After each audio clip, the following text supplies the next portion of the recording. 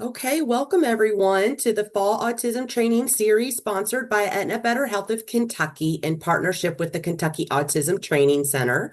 My name is Andrea Polk and I am the Children's System of Care Administrator with Aetna Better Health of Kentucky. This is our second training in the fall series. And we have two more trainings to offer the next two Wednesdays. So we hope that you'll consider attending those as well. A few housekeeping tips before we get started. This training is being recorded. Please remain on mute and place any questions in or comments that you might have in the chat and they'll get addressed.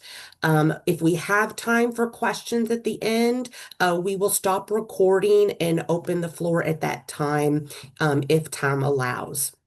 There will be a resource folder link placed in the chat closer to the end of the training, so you will have access to the slides and other resources that are presented in this training. It is also important that if you need a training certificate, CEU, for this training, you must complete the survey. There will be a survey link provided in the chat with about 5 minutes left in the training. Again, this is very important if you want a CEU or foster parent training credit or some type of training attendance for being here. CEUs have been approved for all the trainings, but likely the CEUs will be sent out at the end of the training series. I would like to now introduce our presenter for today, Lindsay Eubanks, who will be training on fight, flight, fluorescent lights, understanding and supporting autism through a trauma-informed lens. All right, I'll take it from here.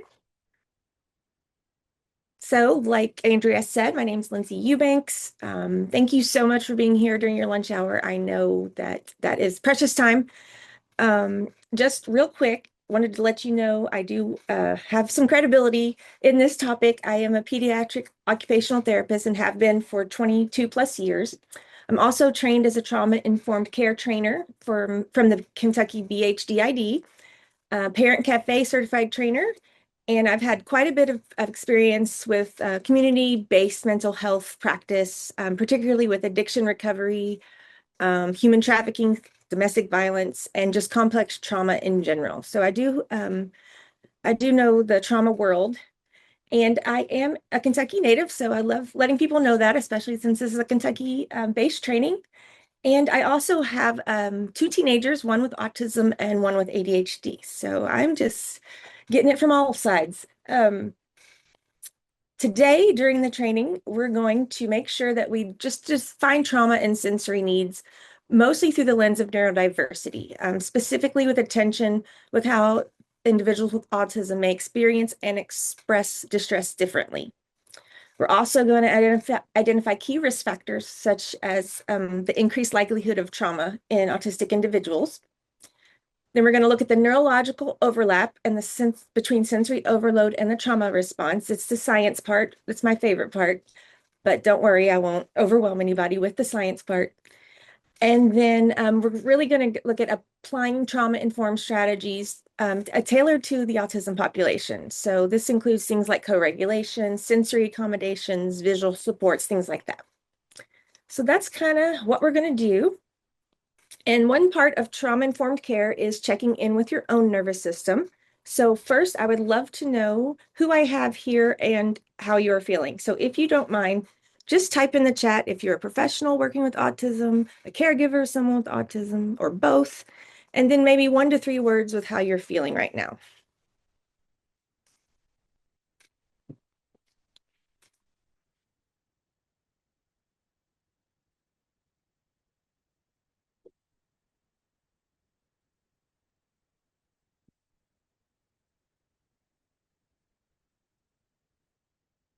Good, Keisha. I'm glad to hear that.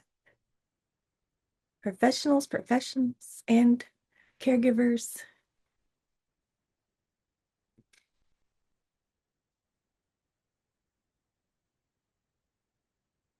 Great. Looks like we have quite a few professionals and caregivers. It's my favorite two people to work with. Thank you for sharing. I'm noticing themes about excited. That makes me feel good. focused, relaxed. I see some tired. I understand that too. All right. So we're going to define trauma and sensory through an autism lens. But before we dive in, I do want to bring some clarity to the word sensory and the word trauma, because both of these topics could easily be full day trainings. We only have an hour, so we're going to try to narrow our focus and make sure we're all working from the same verbiage. We'll be looking at how sensory needs and trauma show up in the lives of those with autism. And I'm going to try to hit professionals, but also caregivers, since I know we have a mix in the audience. That means we will not cover every possible angle or diagnosis, but we're just going to try to zero in on the highlights for an hour-long training. So first, we're going to just define what we mean when we say sensory needs. And the way we're going to do that is through a quick video. It's one of my favorites because it's super simple and super short. So if you can't hear this for some reason, just put it in the chat and we'll try to figure out what's going on. We have 8 senses. 5 you have probably heard of: sight, sound, smell, taste, and touch. And 3 that you may not be familiar with. The vestibular sense, sometimes known as the gravity or balance sense, allows us to move smoothly. It helps us with balance while we walk and run, and to stay upright when we sit and stand. Proprioception is the sense of self-movement, force, and body position. It is present in every muscle movement you have. Without proprioception, you wouldn't be able to move without thinking about your next step. Interoception helps you understand and feel what's going on inside your body. For example, when you're hungry, thirsty, in pain, or need the toilet. Imagine for each of our 8 senses, we have a cup. And for us to feel regulated, each cup needs to be full. Each time we get some sensory input for one of our senses, it fills up the cup a little. For each sense, some of us have big cups, and some of us have small cups. Imagine you have a small cup for sound. It fills up quickly with a little noise, and any more can feel overwhelming. Imagine you have a big cup for proprioception. You will need lots of movement to feel regulated. Understanding someone's sensory profile is really important in order to know what they need to feel, learn, and perform at their best.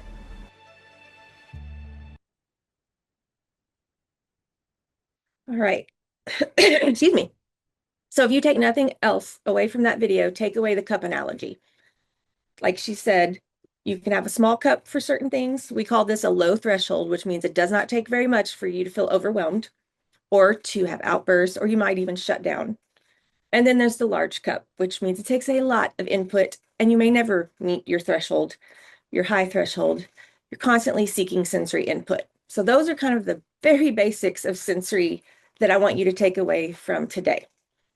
Now we're going to look at sensory overload. And if you can tolerate this, turn this up as much as you can tolerate, because I want you to feel just for a second what sometimes autistic people might feel like with sensory differences. And this is also a short video.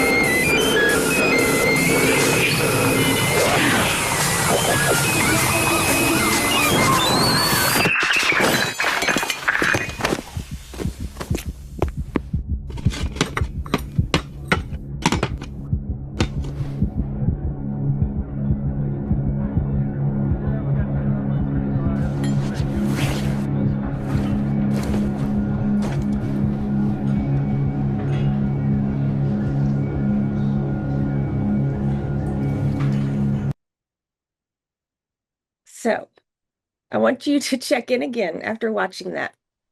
If you don't mind, to put in the chat how you're feeling after watching that. Are there any changes to your state? For example, I feel a little stressed now after I watch that. Overwhelmed, anxious? Yes. Yes, yes, yes. Sorry, I didn't mean to make everyone anxious, but I also wanted you just to feel it for a second. Yeah. Sometimes when we feel it ourselves, we can understand it better in other people. So my experiment worked. Yay. So as you know, sensory challenges, these aren't occasional for people with autism. They're often a core part of what it means to experience the world with autism. So that leads us to our next point. Research is telling us that sensory issues and autism go hand in hand. Actually, sensory sensitivities and differences were included as part of the diagnostic criteria in the DSM-5 in 2013. I was very happy to know that. Sensory issues are not secondary or less important than communication or behavior needs, which are often initial areas of support with diagnosis. Research is suggesting now that sensory processing differences may even be a contributing factor to the social and communication challenges seen with autism. One article that I read said mounting evidence suggests that differences in sensory processing may actually contribute to core features such as language delay and difficulty reading emotions. And I make sure I always include all the research at the end that I use. So if you need to look it up for yourself later, it's there. And also 96% of children with autism spectrum disorder report hyper or hyposensitivity. So big cup or little cup in multiple sensory domains. So the bottom line, sensory processing is not a secondary condition with regards to autism, hence why I'm focusing on it a lot today when talking about trauma. So we're going to look at this cute kid. This is my daughter when she was 5, let's see, she was probably 6 years old there. She's going to be 18 soon, so this was a long time ago. This was right when we started putting pieces together about sensory issues and maybe suspecting something. It's a story for another day on how long it took to get a girl diagnosis for autism. But we will call this the before picture. This was her first birthday party. She was going to a Nerf battle at a gym. She had to wear equipment like the goggles. She wanted to keep her coat on. She had jeans on. She'd never been to a birthday party like this before. So she tried for a few minutes to engage. She could not keep up. Motor skill wise, she just could not coordinate and shift gears fast enough. The gym was very echoey, very loud, very bright. The Nerf battle, of course, with 25 first graders is probably pretty visually chaotic. And then any social conversations that were happening, she just could not keep up. She was very out of routine. So this is a little guessing game. See if you can spot her now. This was when I came to pick her up. If you see her, let me know. Excuse me. I'll give you a hint. Yep, that's it. She's against the wall. Boom, there she is, sitting on a basketball. That's how I found her when I picked her up. So you can imagine as a mom, that was a little heartbreaking. And this was not a case of her not wanting to participate. She just stopped trying after a while. And even to this day, she's very socially anxious. And I don't think she started off that way. I think just the sensory world overwhelmed her and quote unquote traumatized her in some ways. So now her body responds to these types of situations as uncomfortable and dangerous. Whereas initially walking into the situation, she was not afraid. And then this is just my own daughter's experience. Not everybody's experience is like this, but I just wanted to give you kind of a picture of how maybe some of the trauma can happen around sensory issues over time. This is just some more research. I like to put it in after so you'll know where to find it. So now we're going to switch gears real quick and define trauma. What is trauma? First, it's an exposure to an event. It can be one-time or chronic, and the event is actual or perceived threat of death, serious injury, sexual violation to oneself or someone close. Then it's how you experience it. So the unique individual perception of the threat to someone or someone close. And then lastly, it's the effect, an adverse effect. It could be long-lasting and have an impact on social, cognitive, emotional, spiritual well-being, and the effects are lasting. Trauma is unique to each of us, so that explains how the same event can be experienced so differently by different people. Like siblings living in the same family can react differently to different exposure to domestic violence.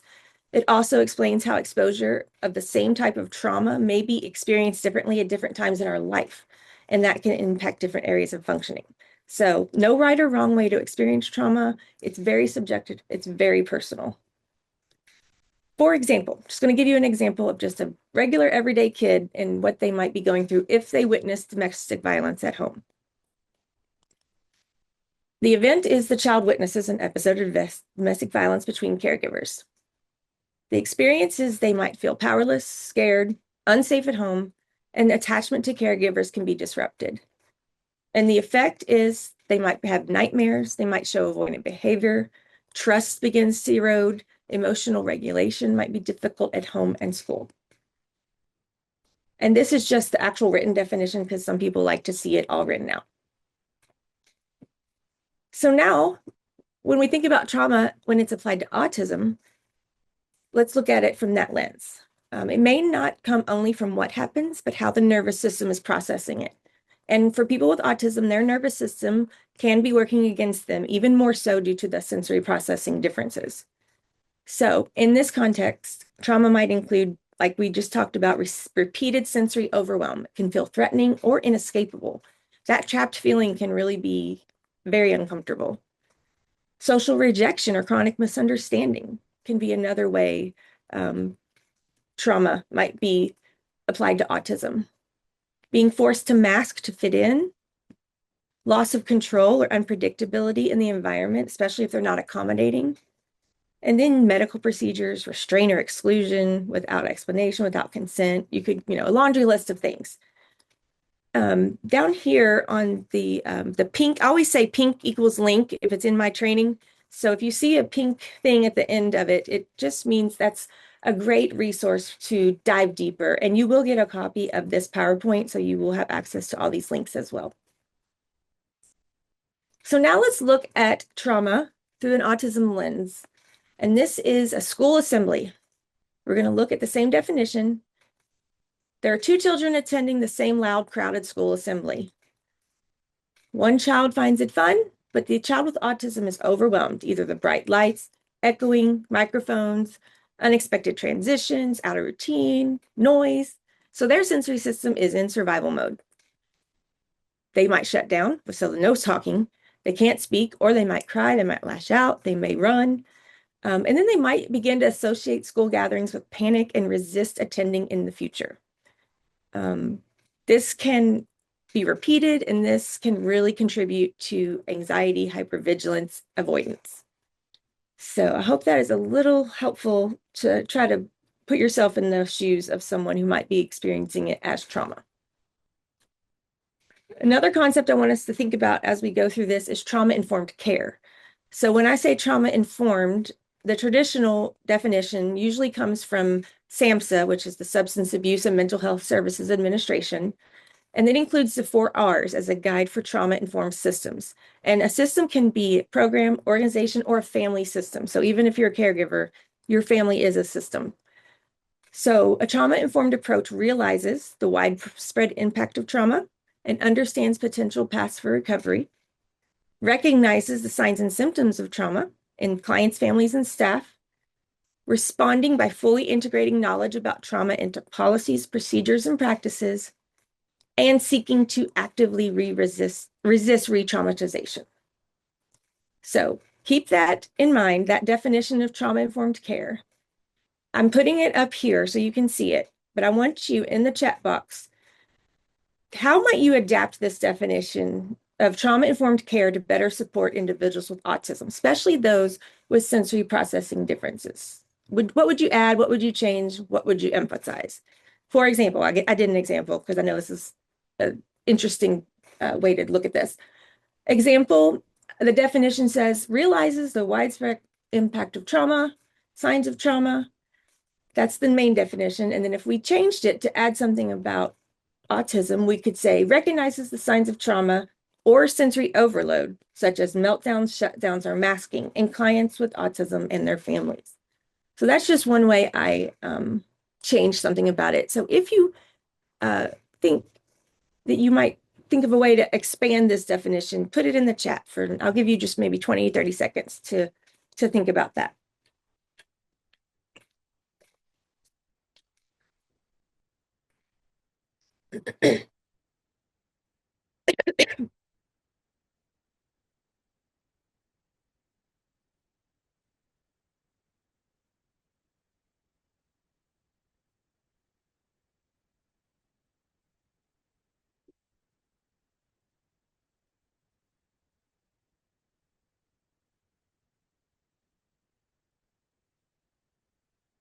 I'll give you my definition. I changed it to be a program, organization, or a system that is trauma-informed, realizes how trauma and sensory overwhelm both impact the nervous system. Okay, Keisha says, I think it should say understands the potential treatments for success in multiple settings. Respond with prearranged accommodations that can be used, put into place when overloaded. Those are great. I added recognizing signs of trauma and sensory distress, responding by integrating sensory aware and neurodiversity affirming practices, resist re-traumatization by reducing sensory triggers and honoring autonomy. Yeah, I agree, April. The knowledge doesn't matter if you don't apply it. So these are great thoughts. Thank you guys for contributing to that. So remember, sensory needs are not behavioral issues. They reflect how the nervous system is wired and how the body is attempting to regulate itself. So, switching gears. We're going to look a little bit about the factors that increase a trauma risk for those with autism. So why are autistics more at risk for trauma? People with autism experience trauma at disproportionately high rates compared to the general population. One reason is because, like we've talked about, they have a more reactive nervous system. It's more easily triggered and has a harder time returning to baseline. It's like a car alarm that's more sensitive than others. It goes off more often, takes longer to turn off. And this is just biological sensitivity, just means their system's doing its job, but it needs more support to feel safe again. Next is sensory trauma. So the feeling of being overwhelmed, assaulted, or unsafe due to sensory input. For some individuals with autism, bright lights, loud sounds, scratchy clothing can literally register as actual threats to the nervous system. And if these are repeated without support, they can result in trauma-like stress responses, like hypervigilance, like avoidance, like shutdown. And forcing a child to tolerate noise, textures, crowds to build a tolerance can really lead to emotional withdrawal and mistrust. So trauma-informed care honors the right to regulation. That's one of my favorite phrases, right to regulation, even if that looks like skipping an activity or using accommodations like noise-canceling headphones. So if we ignore their sensory pain, we are teaching kids that their needs do not matter or their needs are too much. There's also a higher risk of victimization and misunderstanding if you have autism, especially if you have communication challenges, which most do in some form. They're more likely to be bullied, excluded, abused.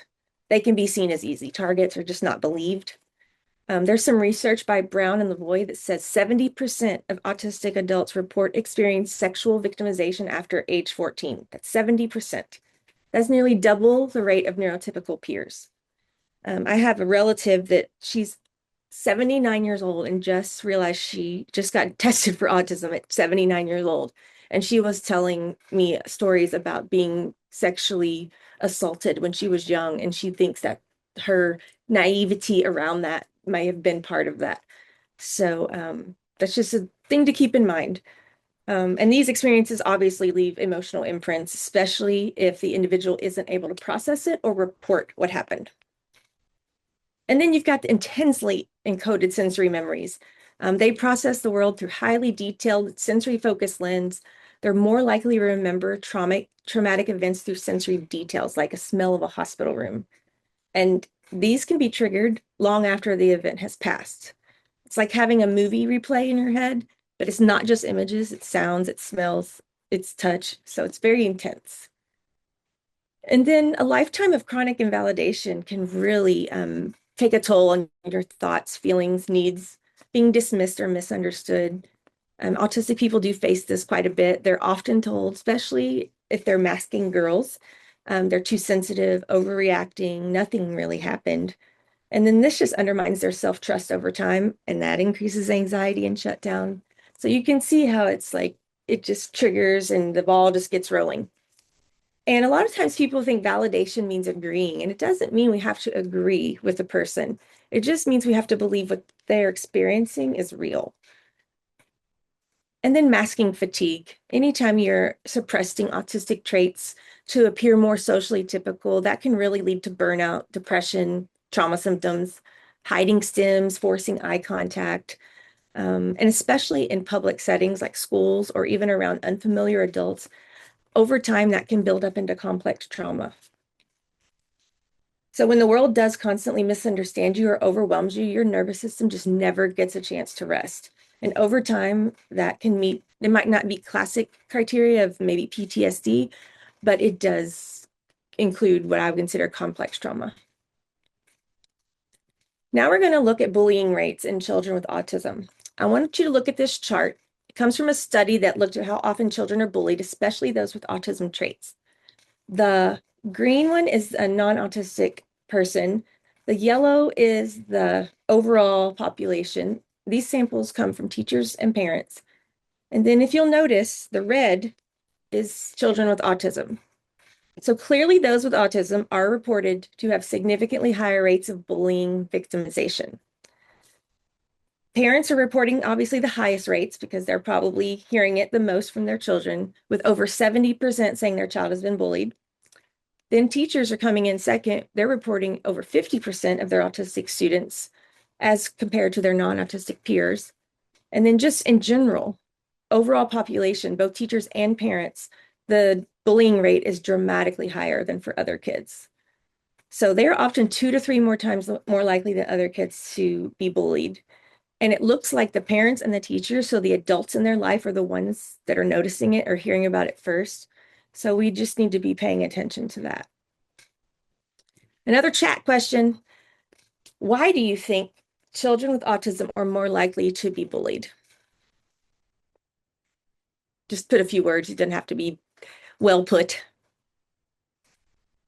They're different. Misunderstood. Yep. Yep. Yep. Yep. These are great. Yeah. Yep. They're different. Here's a social struggles. Yes. This is from the same study. It's the test they gave them was the ASSQ. So basically there's just little characteristics.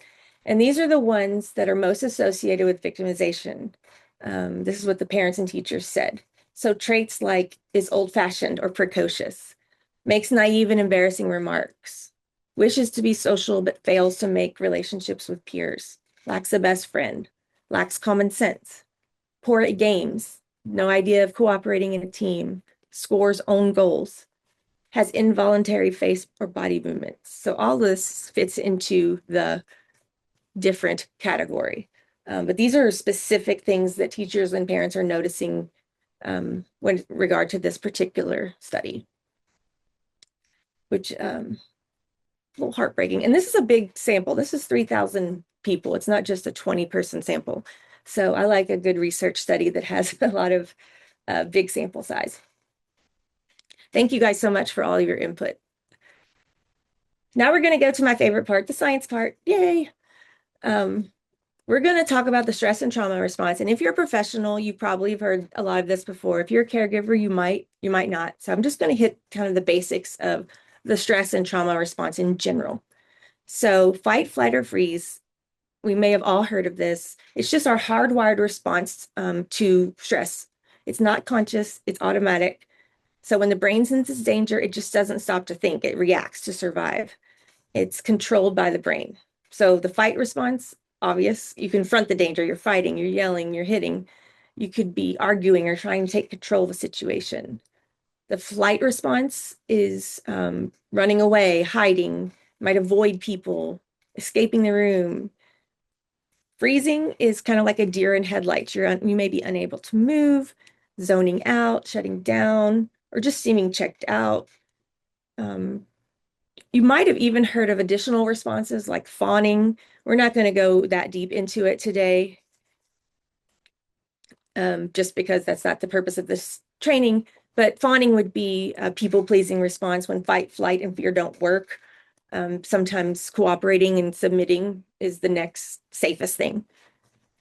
So just wanted to give you a quick overview that we're going to be thinking through the stress response with sensory issues through a fight, flight, or freeze lens. Real quick, don't worry, I'm not going to go through all the brain parts. I'm just going to tell you the main players for today's purposes. So the prefrontal cortex, that's the front of your brain. That's just the thinking part of your brain. And that's the first thing to go when you're stressed out. The amygdala is more of your alarm and your emotion center.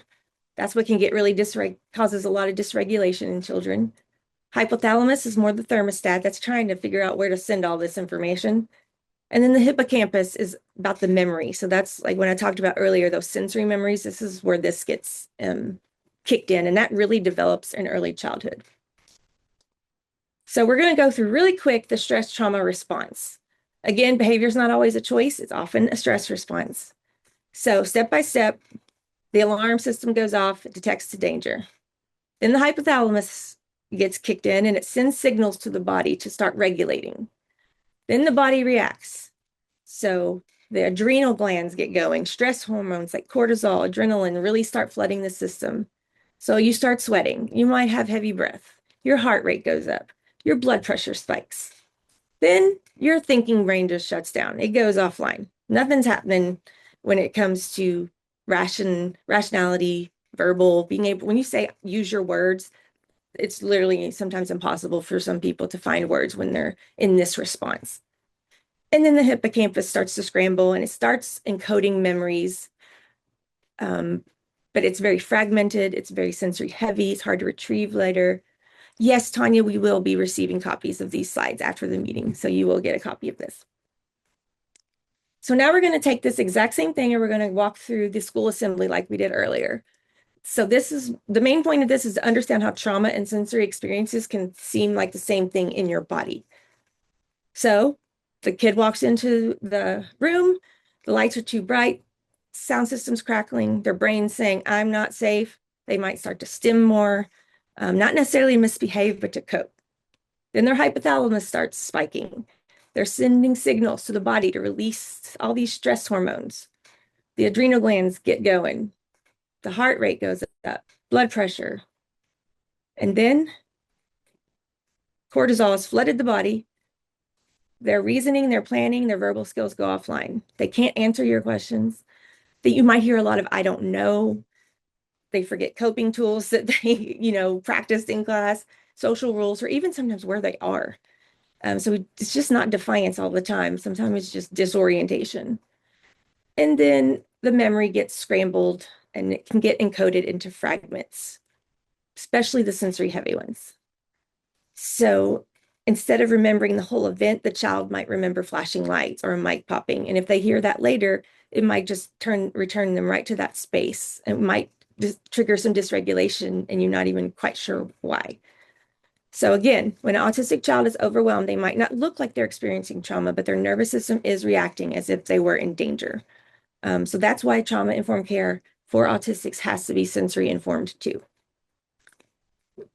We are going to just quickly... One of the most rewarding experiences for me has been to study brain science and apply it to the experience of parenting. And the hand model of the brain that I use to teach parents is very useful to understand that. So if you take your thumb and put it in the middle of your palm, put your fingers over the top, this is a very useful model of the brain. And when we can actually see in front of us what's going on in the brain, then we can change what the brain does. So let me walk you through very basically what happens in this brain and the structures in it. And it goes like this. The spinal cord comes up representing the wrist, and then you have coming up into the skull the brain stem and the limbic area, which work together to help regulate arousal and your emotions and the way you have a fight, flight, freeze response. These are below the cortex, the limbic and brainstem areas, and the cortex is this higher part of the brain that allows us to perceive the outside world, to think and reason. And this frontmost part of the brain, right behind your forehead, so the person's oriented like this, is actually the part that regulates the subcortical, limbic, and brainstem areas.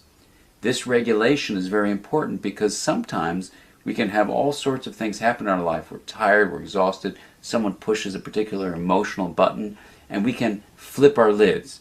So rather than being tuned in and connected and balanced and flexible, we can lose all of that flexibility, even lose moral reasoning, and act in ways that are terrifying to others, including our children. Now, you can actually bring yourself back online and come back to the high road and make a repair with your child, and that's important to explain to them. And you can also use this hand model of the brain to explain to children, even as young as 5 and 6, how to understand when their emotions are rising up from the brainstem and limbic areas here, and how it's overriding the prefrontal area and making it so they may be about to flip their lids. So I've had kids come tell me that they're about to go flip their lids and they need a break. They need a timeout. And by even just naming that, they can tame it. And that's the power of using the hand model for ourselves and our children to help us all make sense of what goes on in the emotional communication that we have in the course of day-to-day life. I love that model. It's so easy. I worked with a teacher, she might be on here, I don't know, that used this with her little kiddos in a sensory kind of class. And the little kids were just sitting there and flipping their lids and talking about the amygdala, and it was adorable. And it's just really goes to show you that kids can learn a lot more than we think. All right, this is where you can go ahead and put the link, Heidi, if you're listening, to the resource folder, because we're going to be talking about strategies now. And I like to save the resources for this part. There's really about 5 key approaches. I'm sure there's far more, but we don't have time for all of that. So we're going to do 5 key approaches for trauma-informed autism support. And we're going to look at it from the sense of a professional and then in a home. So I'm going to try to hit both sides. So traditional trauma therapies often can be built around talk-based processing or exposure therapy. And with individuals with autism might need some significant adaptation. So how can we begin to bridge that gap? As some of us know, trauma-informed care emphasizes safety, but safety might look different in autism. So for neurotypical children and people, that might mean looking at them in eye contact, really zoning in, maybe being close, offering them a hug. But maybe for an autistic person, these same things might trigger distress, especially if they're sensory sensitive in those moments. So it's just remembering, it's more of a mindset of remembering proactive sensory accommodations and not just reacting to meltdowns, but being proactive. I think somebody said that earlier in the chat. Respecting regulation strategies, letting them stem, reframing behavior as a communication form of a dysregulated body, and then avoiding re-traumatization by giving control, choice, and breaks. So redefining safety, creating sensory safe spaces, visual structure and special interests are my highlight there. Differentiating between meltdowns and trauma triggers, and supporting emotional insight without the pressure to talk, which that can be tricky. This is trauma folder. I think she put a link in there as well, but this will also be up for a second. And this is going to have a bunch of different tools, things like scripts you can use either in a clinical setting or at home. There's visual supports. There are social stories, and I'll show you what those are as we go through. But if you wanted to look at that, I know sometimes it's easier to understand when you can actually see it in front of you. So redefining safety, neurotypical safety might look like I mentioned earlier, eye contact, closeness, even verbal praise and encouragement. I had a kid once that he would get so mad if we said good job, which was really tricky because everything we'd been taught was to give positive reinforcement through praise. So we really had to get creative with him. And then safety for autism might look like more space, movement, stimming, predictable sensory input, fewer social demands, and alternative ways to say no or opt out. Again, not always using words. So for example, we talked about these just a minute ago. I'm not going to go through those, but sometimes it's nice to have a picture of it. So for safety with those with autism, space, movement, or stimming, they might want to rock back and forth. They might want to flap. Predictable sensory input, knowing where their headphones are and letting them know where their headphones are, or using a weighted lap pad. Fewer social demands, like especially with a teenager, letting them sit quietly at lunch rather than join in social conversations all the time. And the ability to use visual schedules and taking a break, choosing when they feel overwhelmed, letting them know that they have a voice. I did have a student once who we thought was non-speaking for years, and come to find out after a lot of investigation that the lunchroom was overwhelming him and the school environment was overwhelming him so much sensory-wise that he just shut down into a turtle. And over time, we started giving him choices, and he started communicating like, no, no cafeteria, no cafeteria. So we let him eat lunch in the classroom in a dark room with another adult.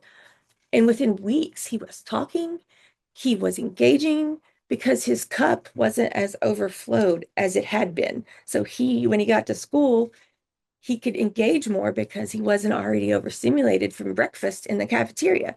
And I think I speak from a school perspective because I did work in schools quite a bit. Samantha, we will fix the link if you're still getting an error in just a second. So that's just one example of how you don't always know what's really going on in a kid until you start digging in a little bit. And that leads me to my next point of creating sensory safe spaces. So these are just some examples: dimming lights, offering fidgets or weighted items, limiting essential oils if that's a thing you do. Some kids might not like that. Reducing noise. Sometimes people don't like music in the background. And then just letting them choose if they want to sit, stand, have their back to you. And then caregivers, letting them wear soft clothing, not forcing jeans on picture day. Using lamps instead of overhead lights, setting up a quiet corner, which can include these things like bean bags, fidgets, and just giving a heads up if you're getting ready to go into like a noisy grocery store or a smelly place. Again, like I said over here, pink equals link. So we did do a training last year for Aetna called Creating Sensory Spaces, and the video is on YouTube. So if you can't access it here, you can access it on our YouTube channel. But it also goes very much more in depth into how to create a sensory safe space. So feel free to check that out. Visual structures and special interests. These are basically the same in a lot of ways for caregivers and professionals, using first thens, incorporating those special interests into sessions. So where is that? I'm looking for my note here. Instead of saying, we've talked about trains enough, you could say, which train do you think is the fastest today? Trying to bring those in. I just saw a video recently of a kid who wouldn't get on the bus, but the bus driver was so awesome. She put in his favorite, I don't remember what it was, character from something on the back of his seat. And then she was like, come talk to me. Tell me about Bluey or something. And that boy got on the bus and he sat and went to school just because they incorporated the special interest. And then caregivers, the visual schedules and visual routines might just be tailored more towards getting out the door instead of, doing a therapy session. So that's what the difference is going to be when you see those. So here's an example. You have these in your resource folder. You've got the visual schedule. This is more of a professional version. And then the caregiver one is just a morning routine, very simple. You can make far more complex ones, but sometimes when you're just getting started, just having something really simple to help. You don't want to, reinvent everything overnight because that will overwhelm everyone.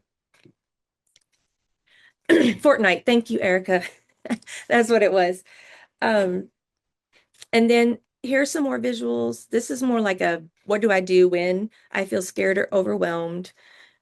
And then there's caregiver strategies and scripts. So when I talked about creating visuals for routines, there's some examples to those. First, then language, you could say first we clean up toys, then we watch Bluey, or first we take a bath, then we do snack. I talked about the special interests and giving photos and stories before the transition. So again, there's a caregiver strategies and scripts, and there's a therapist or professional strategies and scripts in your resource folder that you can look at. And then also, this is a sensory narrative or social story about sensory processing, and you can make them into small little you can put them on lanyards or you can make a big book. I've used this at schools before, and it's just a nice way for teachers, adults, caregivers, and the student themselves to start to understand what's going on in a less threatening way because they're reading it through a story. We're almost done, so don't worry, I'm not going to go over. But differentiating meltdowns and trauma triggers, that's always a tricky one. And I'm not saying I have all the answers to differentiating that, but just some guidelines to maybe guess which one's going on. A tantrum usually has a goal, attention, escape, wanting something. And a key thing that I notice is if they're looking to see if you're watching, if they're looking to see what your reaction is, it might not be a sensory overload. And if they stop immediately, if they get what they want and they stop, it's probably more closely related to a tantrum. A little bit more deliberate and controlled, and it might continue to be used again and again if it works. Meltdown usually doesn't have a goal except getting out of the situation or avoiding the situation. Usually a result of overwhelm. Usually not aware of the audience. They're usually just kind of in their own stress bubble. And it usually continues until they feel better, if they ever get there. It's very involuntary. It's just that nervous system response, and it's not something a person chooses, and they don't generally repeat it on purpose. So not exactly, super clear, but it's just a guideline to help us start to just think that way. Don't worry, I'm not going to read this chart just for your resources and for your reading pleasure, but I did want to highlight the main thing about a meltdown and a trauma trigger is the cause. So meltdown is buildup of sensory overload, and trauma could be based on that, but it's more a reminder of a past traumatic experience. And then with a meltdown, the way to feel safe might be, they're very similar in that you reduce social demands, communication supports, and the main thing to remember for both of them is not disciplining or trying to reason with them in that moment. That can come later, repair can come later, conversation about it can come later, but in the moment, just helping them regulate is the goal. Here again are some clinician and caregiver response examples that are in your resource folder. Sometimes it's just nice to have some words to get you thinking in these environments. And again, your job's not to stop the storm. You can't stop what's going on in their life always, but you can help be a shelter during it. And then some more supporting emotional insight without pressure. Oops, hang on. Professionally, you're going to expect, it's called alexithymia. I'm not going to go into that because we don't have time. But basically, it's a fancy word for saying, I don't know how to describe what I'm feeling or what emotions I'm having. And you can expect that, especially with autism and especially with people that have experienced trauma. So things you can do are body-based tools like body scans. Let's check in. Are your fists tight? Is your jaw clenched?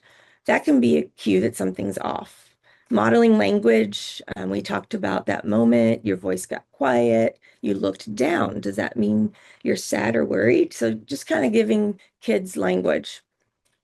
And for caregivers, you can use feeling cards or charts. Again, you can do this for either one, but reflecting emotions, you can say, it looks like something's bothering you. I'm here when you're ready. And not forcing verbal processing. Don't say, tell me what's wrong.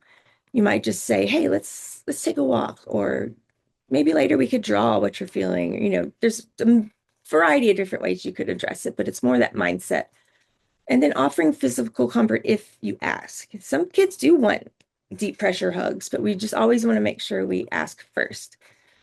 We're not going to have time for this particular chat question, but we are going to have a chat question related to co-regulation. So stay tuned.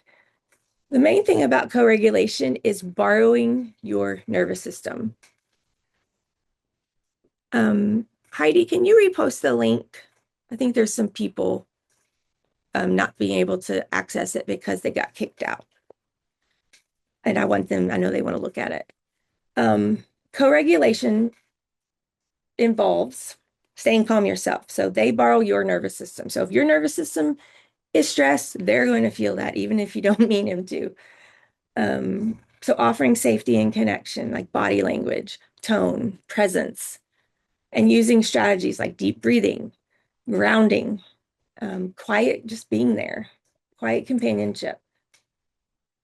Those are just some quick ways to let them borrow your nervous system.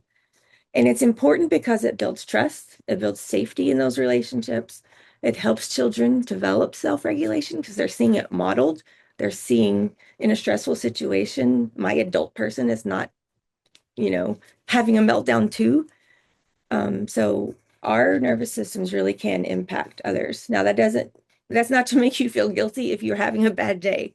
Repair is very important. So coming back, if you're having an off day and you were not very regulated and you impacted your client or your kid, usually just coming back and trying to repair that with saying, yeah, I didn't do a great job with that can be basically all you need to do in a lot of ways. So last slide question or chat question for you. What is the hardest part of co-regulation? Staying calm yourself, knowing what the other person needs, avoiding over talking or explaining, that's mine. Finding time and space for it. Sometimes you just don't have time. You got to get to the next thing. Or is there something else? What do you think? What's hard for you? Yep. If we're professionals, we talk a lot. So it's hard not to over explain. Yep. Yep. Well, it's good that you guys are very self-aware. Knowing yourself is half the battle. I'm going to date myself and say G.I. Joe was right, because on that show, it was knowing is half the battle. And I always say that when it comes to self-awareness. Staying calm. Yep. Ooh, Keisha, I like that. The balance between letting people express versus interpreting their feelings. That's good. Because sometimes we think we know what's going on and we don't. We can assume a lot. So, well, we have about 5 minutes left. So I'm just going to this is just takeaways so that you can kind of, if you take nothing away, take this away. Remember, trauma is more than an event. It's the nervous system's response. Sensory needs are not side issues. They are central to emotional safety. Trauma and sensory overload activate the same brain systems. They might look very similar. And then trauma-informed strategies must be autism adapted. And that, again, is what the resource folder is for. I wish we could spend hours going through deeply into all of it. Maybe that could be a training for another time. But I hope this was helpful to just get you thinking how trauma and autism can overlap.